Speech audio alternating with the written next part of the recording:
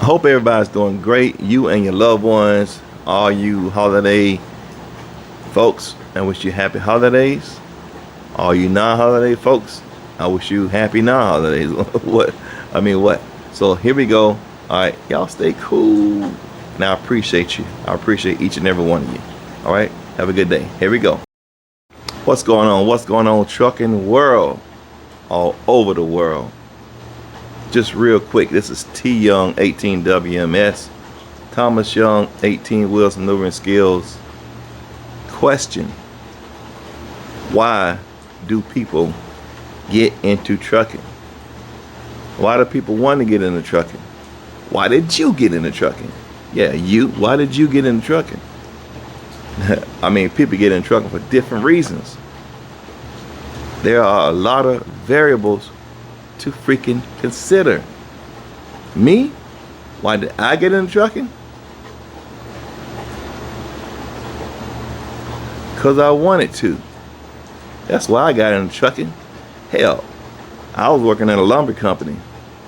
I was driving Eaton Fuller transmission truck, 10 speed, no problem. I was driving a boom truck. So it's 10 wheels on the boom truck, plus I was pulling a pup trailer. And I wanted to drive the biggest truck I can drive. They tried to tell me wasn't no room for advancement. I was going to be stuck on the truck. That's it. I couldn't drive the tractor trailer. I wasn't licensed to drive it at the time, but they wouldn't even give me a chance. And I couldn't even be a salesman, the ones that's making the real money. I like, Dad, I'm going to, okay, well, either I'm going to move ahead in life here or somewhere else. So that's what I did. I hit the road and I ain't looked back. Things just started happening. Boom, boom, boom. I didn't know, but I wasn't making enough money to stay there in Columbia, South Carolina, doing the same old thing, not seeing any way out. So that's why I did it. I had a 3-year-old son.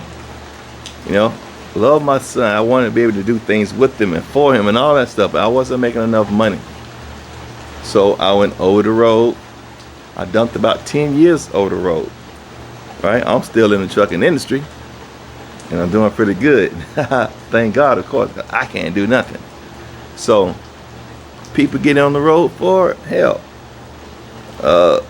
Many different reasons. Some people get on the road because, like me, a better paying job. In order to make that money, you gotta be gone. It is a complete lifestyle change. You on the road, then you know that already. I'm not telling you nothing you don't know. But if you don't know, now you know. It's a lifestyle change for you and your loved ones. Very important not to leave them out. If you got good home support, then hey, your career can just flourish. As long as you just follow the rules or whatever. But if you got somebody at home always, every time you talk to them, I wish you was here, I miss you, I want you to be home, blah, blah, blah, blah, blah. It's gonna start being like a little tug of war. You want to be on the road, probably. You know, a lot of people don't really want to, but they be acting like that. You want to be on the road, but you got somebody trying to pull you back at home. Then what's your purpose? You should have a purpose for being on the road. God damn it. I had a purpose. And I just told you what mine was. What's yours? All right, you got a comment section. You can leave it right there if you want to. You don't have to. You just talk to yourself. I do that all the time. So some people just wanted to do it. Some people, family is like a family thing. My granddad did it. My dad did it. My uncle did it. I want to do it. Okay, that's cool. And that's cool. That's real cool. Keep it going. All right, that's fine. Some people really don't want to be on the road. It's like a last resort. They can't find nothing else, or nothing else is available, something like that, and then they just go on the road. See, if you don't really want to be on the road, it's probably not a good idea for you to even try that, because you gotta be in it to win it. You can't get on the road dragging around and not giving it. You gotta care. You gotta care about it. You gotta really want to do it, and you gotta want to do it right, because it's a matter of life and death. One mistake, just that quick, can be a wrap. So you gotta really, really, really be serious and pay attention. I talk about paying attention all the time.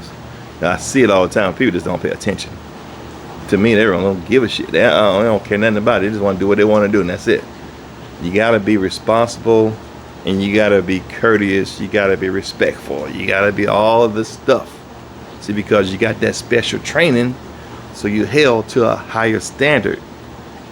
You had the special training. You just got to see the hell out of the Cracker Jack box. You know what I'm saying?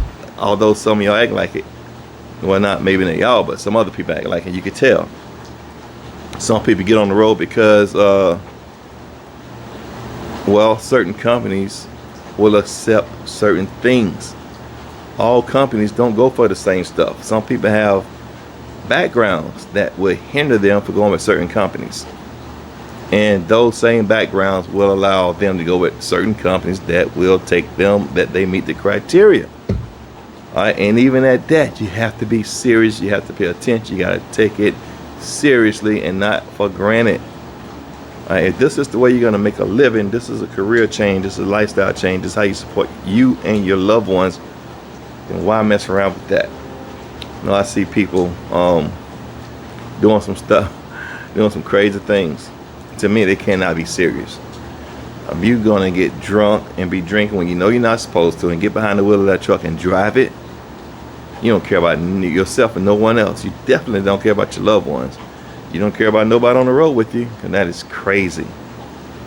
That's pretty dumb. If you're gonna be high doing drugs when you know you're gonna get randomly drug tested, and you know when you under the influence of a controlled substance, you might not be thinking all the way right. You know, your vision may be impaired, your judgment may be slow, your faculties, your mental faculties just ain't up to par at the time. It's not a game. It's not a game, man. You make good truckers look bad when you do stuff like that. So cut it out. Stop that. And if you know anybody else doing it, whistle blow. Here you go. I ain't no snitch. Yeah, well then, you know, remember, you got loved ones on the road too. I'm pretty sure you don't want your family getting mangled by some freaking nutcakes that decided to just, you know, get under influence. I ain't say you can't have fun and can't have a good time. Yeah, you go home, you drink all you want to, but you can't do drugs. It stays in your systems too long. You know, you can't do it while you're on the road. A lot of people go to Colorado, and hell, a lot of places not, and just buy this stuff. Can you buy it? Of course you can. But you're not supposed to take it across state lines. You shouldn't even do it anyways, because you're not allowed to do it and be legal if you're on the road under the influence. You already know this. I'm not telling you nothing you don't know. Some people like, because they might just be curious. They might be thinking, okay, I'm going to go travel the world and get paid to do it. Okay, that's not a bad thought. You know, that's not bad thinking. But you've been on the highway a lot, on the interstate a lot. You see a lot of fields. Hope you like looking at cows. Mountains. Yeah, all this kind of stuff until you get it in the city or in areas who have, you know, some type of population. So, but the main thing I'm trying to say is this: have a purpose. Know your purpose for being on the road. Take it seriously and not play games. All right, that cell phone gets a lot of people in trouble. A lot of people go out there and running over stuff. You shouldn't even be doing that. The damn pole's been there before you even got there. You look right at it and hit it anyways. What? You just went past the pole and you hit it with the trailer. Why would you stop checking for it? You're turning and not looking.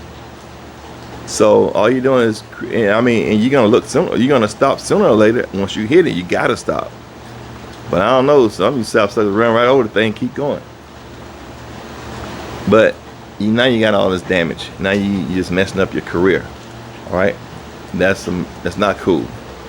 Pay attention. Slow down. Get out and look. Now I'm giving you game. I'm trying to tell you how to handle this thing. You know.